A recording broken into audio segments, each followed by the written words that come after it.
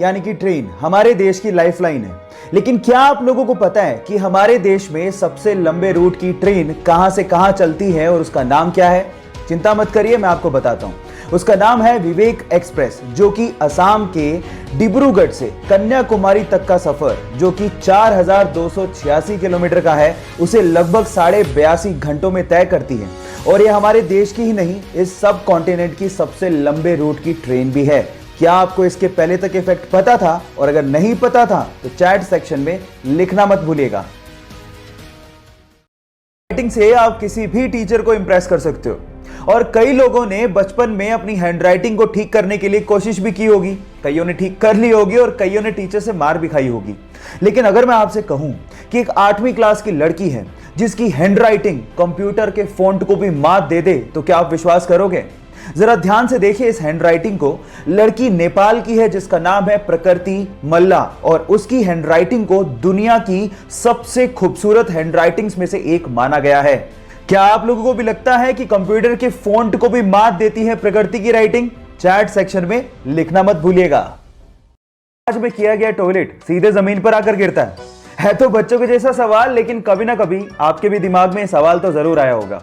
कई बुद्धिजीवियों का तो यह भी कहना होगा कि वो टॉयलेट अर्थ के एनवायरनमेंट में आते आते अपने आप ही खत्म हो जाता है। लेकिन थांबा, ऐसा कुछ नहीं होता, क्योंकि हर एक हवाई जहाज के पास खुद का 2 गैलन का एक टैंक होता है जिसमें उस टॉयलेट को इकट्ठा किया जाता है। और जैसे ही हवाई जहाज लैंड करता है उसके बाद उस टैंक को खाली कर लिया जाता है। अब अगर अगली बार आपके सिर पे कभी पानी का टपका गिरे तो आप ये समझ लेना कि वो कम से कम हवाई जहाज से तो नहीं गिरा। क्या इसके पहले तक के इफेक्ट आप जानते थे? और अगर नहीं जानते थे तो चैट सेक्शन में लिखना मत भूलिएगा।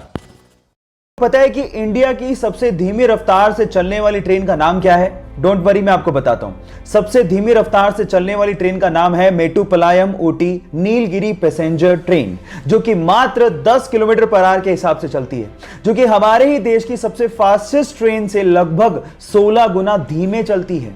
अब आप लोग सोच रहे होंगे कि इससे बढ़िया तो मैं पैदल ही निकल जाऊं, लेकिन ये ट्रेन इसलिए इतना धीमे चलती है क्योंकि ये ट्रेन पहाड़ों से होकर निकलती है। लेकिन जब आप इसकी सवारी करेंगे और बाहर का नजारा देखेंगे तो आप इतने मंत्रमुग्ध हो जाएंगे कि आप लोग ये शुक्र मनाएंगे कि ये ट्रेन इतना धीमे चलती है। क्या आपको इसके पहले तक इफेक्ट पता था? और अगर नहीं पता था तो चैट सेक्शन में लिखना मत भूलिएगा। एडवोकेट और लॉयर में फर्क जानते हैं?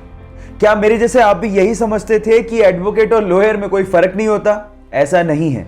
एडवोकेट और लॉयर में फर्क होता है। लॉयर वो होता है जिसके पास लॉ की डिग्री हो या फिर वो लॉ की पढ़ाई कर रहा हो।